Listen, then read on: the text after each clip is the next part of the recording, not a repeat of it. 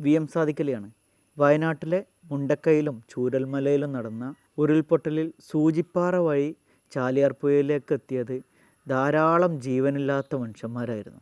അതിൽ തന്നെ ആദ്യമായിട്ട് മുണ്ടേരിയിലെ ആദിവാസി ഊരുകളിലെ മനുഷ്യന്മാരാണ് ഈ ശരീരഭാഗങ്ങൾ കാണുന്നത്. ആ സമയത്ത് അവർ പേടിച്ചു പോയിട്ടുണ്ട് രാവിലെ 4 മണിക്ക് എന്നുള്ളത് സസ്യേട്ടൻ്റെ വാക്കുകളിലൂടെ നമുക്ക് മനസ്സിലായിട്ടുണ്ടായിരുന്നു. അങ്ങനെയാണ് മാതൃഭൂമി പ്രോഗ്രാം പ്രൊഡ്യൂസറായിട്ടുള്ള അരുൺ നമ്മളെ വിളിക്കുന്നത്. നമുക്ക് മുണ്ടേരി ആദിവാസി ഊരിലേക്കൊരു യാത്ര പോകാമെന്ന് പറഞ്ഞു. അവരുടെ കൂടെ ഞാനും യാത്ര തിരിച്ചു. അങ്ങനെ ഞങ്ങൾ മുണ്ടേരിയിലെത്തുകയാണ്. മുണ്ടേരി എത്തുന്ന സമയത്താണ് നമുക്ക് മനസ്സിലാവുന്നത് അവരുടെ ഊരിലേക്ക് പോകാൻ പാലം സംവിധാനങ്ങളൊന്നുമില്ല. നമ്മൾ ചെങ്ങാടത്തിൽ കയറിയിട്ട് വേണം യാത്ര പോകാൻ എന്നുള്ളത്. നിലമ്പൂർ നോർത്ത് DFOയുടെ സ്പെഷ്യൽ പെർമിഷൻ എടുത്തിട്ടാണ് ഞങ്ങൾ അങ്ങോട്ട് യാത്ര തിരിക്കുന്നത്. യാത്ര തിരിച്ച് ഞങ്ങൾ കാടിൻ്റെ അകത്തേക്ക് എത്തുന്ന സമയത്ത് ഫോറസ്റ്റ് ഡിപ്പാർട്ട്മെൻറ്റിൽ നിന്ന് പെർമിഷൻ വാങ്ങിയിട്ട് കാടിൻ്റെ അകത്തേക്ക് കയറി. ശശിയേട്ടനുണ്ടായിരുന്നു ഞങ്ങളുടെ കൂടെ. ശശിയേട്ടൻ ഓരോ കാര്യങ്ങളും ഞങ്ങൾ വ്യക്തമായിട്ട് പറഞ്ഞു തരുന്നുണ്ടായിരുന്നു യാത്രയിലുടനീളം. ആ സമയത്ത് ഞങ്ങൾ പോകുന്നതിൻ്റെ ഇടത് ഭാഗത്തായിട്ട് നീല ടാർപോളിൻ ഷീറ്റുകൾ കെട്ടിയിട്ടുള്ള കുറേ വീടുകൾ നമുക്ക് കാണാൻ പറ്റും. വീട് എന്നൊന്നും അതിനെ പറയാൻ പറ്റില്ല. നമ്മളൊക്കെ ചെറുപ്പത്തിൽ കുറ്റിപ്പന്തലുകളൊക്കെ ഉണ്ടാക്കിയിട്ടുള്ള രൂപമായിരുന്നു അതിനുണ്ടായിരുന്നത്. ഞാൻ ശശിയേട്ടനോട് ചോദിച്ച സമയത്ത് ശശിയേട്ടനെ പറഞ്ഞു ഇതൊക്കെയാണ് ഞങ്ങളുടെ വീടുകൾ. 2019 പ്രളയത്തിന് ശേഷം ഞങ്ങൾക്കുണ്ടായിരുന്ന ഏക പാലം ഒലിച്ചു പോവുകയും ചെയ്തു. ഞങ്ങളുടെ വീടുകളിലൂടെയൊക്കെ വെള്ളം കയറി വീടൊക്കെ നശിച്ചു പോയി. പിന്നീട് ഞങ്ങൾ ഇത്തരത്തിലുള്ളൊരു സംവിധാനത്തിലാണ് താമസിക്കുന്നത്. ഞങ്ങൾക്ക് വേറെ വീടൊന്നുമില്ല. മഴക്കാലം വരുന്ന സമയത്ത് ഈ ഊരുകളിലൊക്കെ ചോർച്ചയാണ് ഉണ്ടാകുന്നത്. അക്കരെ ഞങ്ങൾക്ക് കടക്കാൻ പറ്റുന്നില്ല. ചാലിയാർ പുഴയിൽ വെള്ളം കൂടും എന്നുള്ള കാര്യങ്ങളൊക്കെ പറയുന്നത്. അപ്പോഴാണ് ഇതിൻ്റെ ഒരു ഭീകരാവസ്ഥ ഞങ്ങൾ മനസ്സിലാക്കുന്നത്. ഞങ്ങൾ ഓരോ ഊരിലും അവിടെയുള്ള ആളുകളൊക്കെ ആയിട്ട് സംസാരിക്കുന്ന സമയത്ത് അവിടെയുള്ള കുട്ടികളൊന്നും സ്കൂളിൽ പോകുന്നില്ല. അവർക്കൊക്കെ പേടിയാണ് അക്കരയിലേക്ക് ഈ ചങ്ങാടത്തിൽ കയറിയിട്ട് യാത്ര പോകാൻ.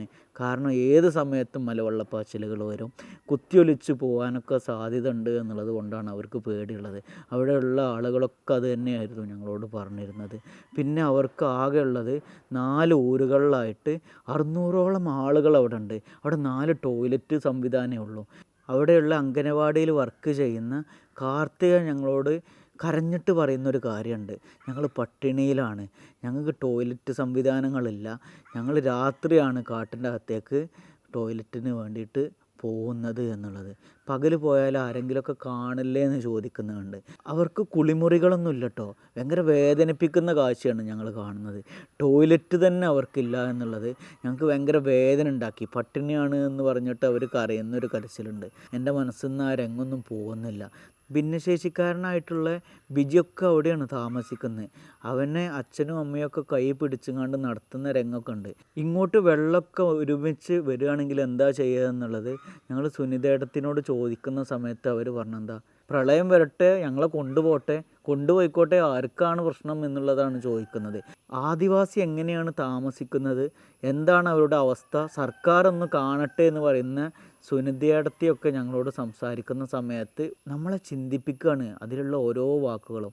സുനിലേട്ടൻ പറയുന്ന ഒരു കാര്യമുണ്ട്, വോട്ട് ചെയ്യാൻ വേണ്ടിയിട്ട് ഏത് സമയത്തും ആളുകൾ വരും, അവർക്ക് ആ സമയത്ത് കാർഡൊന്നും പ്രശ്നമില്ല, വോട്ട് ചെയ്ത് കഴിഞ്ഞാൽ ഞങ്ങളൊന്നും അവർക്ക് ആവശ്യമില്ല എന്ന് പറയുന്ന വാക്കുകളൊക്കെ ഉണ്ട്. നമ്മളെ ചിന്തിപ്പിക്കുന്ന കാര്യങ്ങളാണ്.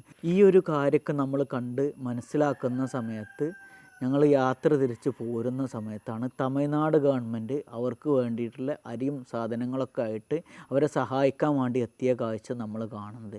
അങ്ങനെയാണ് രാത്രി എൻ്റെ സുഹൃത്തായിട്ടുള്ള ജയകൃഷ്ണൻ എനിക്ക് മെസ്സേജ് അയക്കുന്നത്. നിലമ്പൂർ നോർത്ത് ഡിവിഷനിലുള്ള ADCF ദേവിപ്രിയ IFS മാഡാണ് നമ്മളെ കോണ്ടാക്റ്റ് ചെയ്യുകയാണ് ചെയ്യുന്നത്. നിങ്ങൾക്ക് എന്താണ് ചെയ്യാൻ കഴിയുക എന്നുള്ള കാര്യങ്ങൾ ചോദിച്ചിട്ട് അതിൻ്റെ അടിസ്ഥാനത്തിലാണ് നമ്മൾ ആദ്യ ടാസ്ക് എന്നുള്ള നിലക്ക് മമ്പാടി MS കോളേജിലെ എൻ്റെ സുഹൃത്തായിട്ടുള്ള ഡോക്ടർ അനസ് ഉണ്ട്, NSSൻ്റെ കോർഡിനേറ്റർ, അദ്ദേഹത്തിനോട് സംസാരിച്ചു. അതുപോലെ അമൽ കോളേജിലെ NSS കോർഡിനേറ്റർ ആയിട്ടുള്ള ഡോക്ടർ ഫവാസിനോട് ഞാൻ കാര്യങ്ങൾ സംസാരിച്ചു. ആ സമയത്താണ് പറഞ്ഞ് അവർ നമ്മളെ സഹായിക്കാം എന്നുള്ളത്. ആ വാക്ക് തന്നെയായിരുന്നു എനിക്ക് കിട്ടിയ ഏറ്റവും വലിയ ഊർജ്ജം എന്ന് പറയുന്നത്. അതിൻ്റെ അടിസ്ഥാനത്തിൽ ഓഗസ്റ്റ് 15 ഞങ്ങൾ അവർക്ക് വേണ്ടിയിട്ട് 21 കിറ്റുകളായിട്ട് ഞങ്ങൾ അവിടെ പോകുന്നുണ്ട്, അവരെ കാണുന്നുണ്ട്. ആദ്യത്തെ പ്രശ്നം എന്ന് പറയുന്നത് പട്ടിണിയാണ്. അത് മാറ്റാനുള്ളൊരു സംവിധാനമാണ് നമ്മൾ ചെയ്യാൻ ആദ്യം ഉദ്ദേശിക്കുന്നത്. അതിൻ്റെ അതിൻ്റെ തുടക്കം എന്നുള്ള നിലക്ക് ആ വീടുകളിൽ ടോയ്ലറ്റ് ഫെസിലിറ്റി കൊടുക്കാനുള്ള സംവിധാനം ചെയ്യണം എന്നുള്ളതാണ് നമ്മൾ ആഗ്രഹിക്കുന്നത്.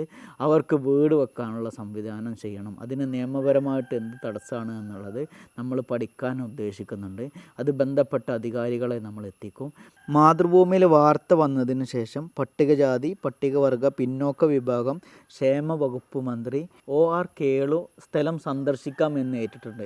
അത് നമുക്ക് കിട്ടിയ വലിയൊരു അംഗീകാരമാണ്. മാതൃഭൂമി ചാനലിനോടുള്ള ഒരു സ്നേഹം കടപ്പാടൊക്കെ നമ്മൾ ഈ ഒരു സമയത്ത് അറിയിക്കുകയാണ്.